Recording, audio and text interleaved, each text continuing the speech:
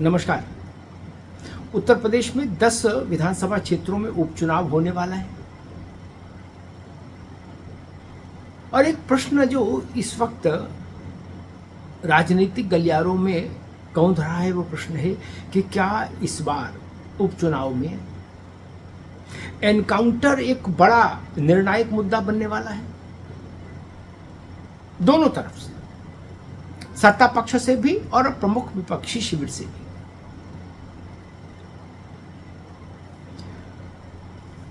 आपको याद होगा कि सुल्तानपुर लूटकांड में पहला एनकाउंटर हुआ था मंगेश यादव का, तो समाजवादी पार्टी ने कहा था कि यादव था इसलिए पुलिस ने गोली मारी जात देखकर। कल उन्नाव में एक दूसरा एनकाउंटर हुआ उसी मामले में। वो एनकाउंटर अनुज प्रताप सिंह का है जो ठाकुर है जात से। और कल ही विधानसभा में विपक्ष के नेता माता प्रसाद पांडे ने एक नया वक्तव्य दे डाला। उन्होंने कहा कि मुसलमान, यादव और ब्राह्मण तीन के फर्जी एनकाउंटर हो रहे हैं उत्तर प्रदेश में। अखिलेश यादव कह ही रहे हैं कि एनकाउंटर संविधान का उल्लंघन है, कानून का उल्लंघन है, आदि आदि आदि। और वो भी आरोप लगा रहे हैं कि भाई पुलिस जो है जात देखकर गोली मार रही है। अखिलेश जी तो यहाँ तक चले गए जहाँ तक शायद कोई नहीं गया हो राजनीतिक क्षेत्र में। उनसे पहले उन्होंने एसटीएफ को स्पेशल ठाकुर फोर्स बता दिया। और दूसरी ओर योगी आदित्यनाथ हैं जो लगातार इस बात को कह रहे हैं कि अपराध करेंगे। उनका एक बड़ा प्रसिद्ध वो है वक्तव्य कि भाई कोई स्त्री के साथ दुर्व्यवहार करेगा तो अगले चौराहे पर उसको यमराज मिलेंगे। और योगी सरकार ने कभी इस मामले में कोई शिथिलता नहीं बरती, जीरो टॉलरेंस वाला रुख अपनाया कि अगर अपराधी है तो उसके साथ कठोरतम सख्ती होनी चाहिए, निर्णायक सख्ती होनी चाहिए, ताकि एक संदेश जाए। और एनकाउंटर्स को लेकर सरकार कभी भी डिफेंसिव नहीं हुई, रक्षात्मक नहीं हुई योगी की सरकार कभी ना मुख्यमंत्री रक्षात्मक हुए। उन्होंने हमेशा एक ही बात कही कि अपराधियों के साथ निर्णायक सख्ती होगी, कानून का राज प्रिवेल करेगा, स्थापित रहेगा। योगी आदित्यनाथ इन दिनों उन इलाकों में जा रहे हैं विशेष रूप से जहां उपचुनाव होने हैं, और हर जनसभा में वो एक बात जरूर कहते हैं कि गुंडे, माफिया, मवाली, अपराधी, आतंकी ये या तो मारे जाएं या जेल जाएं या प्रदेश छोड़कर चले जाएं। कल भी उन्होंने कहा कि गले में तख्ती डालकर अपराधी पुलिस से इल्तिजा कर रहे हैं कि जान बख्श दो, हम ठेली लगा के जीवन जी लेंगे। जैसे ही सुल्तानपुर लूटकांड में पहला एनकाउंटर हुआ था और समाजवादी पार्टी ने व्यापक राजनीतिक दबाव बनाने की कोशिश की थी, तब भी सरकार ने रक्षात्मक व्यवहार नहीं किया था। तब भी योगी आदित्यनाथ की सरकार ऑफेंसिव हो रही थी, डिफेंसिव नहीं। तो अब लगता है कि क्या शायद सबसे जो नजदीक की राजनीतिक प्रयोगशाला आएगी वो बाई इलेक्शंस में आएगी। तो क्या उस बाई इलेक्शन में भाजपा की ओर से भी और अखिलेश यादव की पार्टी और इंडिया अलायंस की तरफ से भी, या यूं कहिए सपा और कांग्रेस की यूटी की तरफ से, एनकाउंटर एक निर्णायक मुद्दा बनेगा चुनाव में? एनकाउंटर पर ही रेफरेंडम मान लिया जाए क्या 10 विधानसभा उपचुनावों को, ताकि एक निर्णायक जनादेश आ जाए? क्या समाजवादी पार्टी एनकाउंटर को मुद्दा बनाने का जोखिम उठाएगी?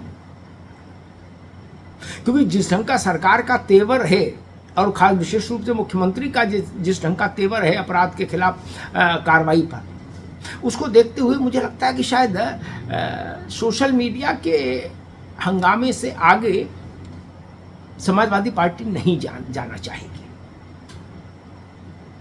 और वैसे भी अपराध एक ऐसा विषय है जिसमें जनता की एक अपनी निजी धारणा भी होती है, तो राजनीतिक कोलाहल से प्रभावित नहीं होती। जिस गांव में, जिस इलाके में अपराध घटता है, वहां के लोग सच जानते हैं, किसने अपराध किया, कौन मारा गया, कैसे मारा गया, सब जानते हैं वहां के। इसलिए अपराध के मामलों में बहुत ज्यादा लीपापोती कोई कर नहीं सकता। अगर घटना सुल्तानपुर में घटी है तो सुल्तानपुर जानता है कि ये घटना क्या थी, इसके कौन अपराधी है, और उन अपराधियों को दंड मिला कि नहीं मिला ये भी वहां की जनता जानती है।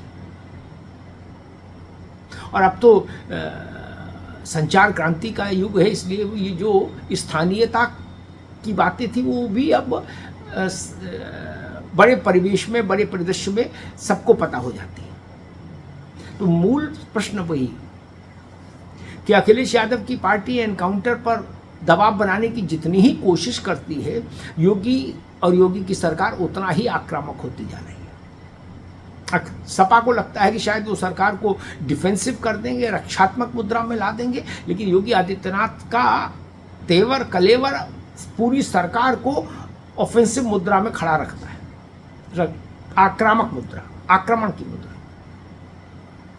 चाहे अपराधी पर आक्रमण हो, पुलिस करे अपराधी को दुरुस्त, या पॉलिटिकल नैरेटिव बनाने के लिए भाजपा का आक्रमण हो। और मुख्यमंत्री तो जानते हैं कि उनका जो एक बड़ा यूएसपी है वो यही है, दुष्ट दलन। अब दुष्ट दलन के अपने अभियान में योगी आदित्यनाथ कोई कंप्रोमाइज करेंगे, इसकी दूर दूर तक कोई संभावना नहीं। भले ही विपक्षी दल कितना ही पॉलिटिकल नैरेटिव खड़ा करने की कोशिश करें, उससे योगी रंच मात्र भी प्रभावित होते नहीं दिखते मुझे, कम से कम। उनका मूल मंत्र है शासन को कि अपराधी के साथ कहीं कोई शिथिलता नहीं बरती जानी चाहिए, अपराधी के साथ कहीं कोई रियायत नहीं होनी चाहिए। जिसने अपराध किया है उसको कानून के दायरे में कठोरतम सजा मिलनी चाहिए, और पुलिस पर हमला करने की अगर कोई अपराधी हिमाकत करे तो पुलिस को उसका पुरजोर जवाब देना चाहिए। यही एनकाउंटर है, यही मुठभेड़ है। आपको याद होगा एक बार मुख्यमंत्री ने बड़ा अपना प्रसिद्ध वाक्य दोहराया था एक मंच से। उन्होंने कहा था कि पुलिस को आत्मरक्षा में हथियार चलाने का पूरा अधिकार हासिल है, और पुलिस पर जब अपराधी गोली चलाए तो क्या आप कोई ये उम्मीद करता है कि पुलिस अपराधियों की आरती उतारेगी, उनको माला पहनाएगी? ये सवाल योगी आदित्यनाथ ने उठाया था, और ये सवाल वो है उठाया, भले योगी आदित्यनाथ ने हो, जो पूरे देश की जनता के मन में रहता है। दुर्दांत अपराधी पुलिस पर गोली चलाए तो पुलिस क्या करे? एनकाउंटर ना करे तो क्या करे? खुदमारी शहादत दे? और एनकाउंटर पर शोर होता है कि इस जात का मार दिया और उस जात का मार दिया, लेकिन जब पुलिस की शहादत होती है तो ऐसा राजनीतिक शोर सुनने को नहीं मिलता, ऐसा दुख का सैलाब नहीं दिखता जो अपराधी के मारे जाने पर दुख जताते हैं राजनेता। वैसा दुख पुलिस के अधिकारी के कर्म जवान के शहीद होने पर नहीं जताते। यानी अपराधी से तो मोहब्बत है और पुलिस से नहीं। क्या ये भाव चलेगा? ये भाव समाज को स्वीकार्य होगा? ये बड़ा प्रश्न है। नमस्कार।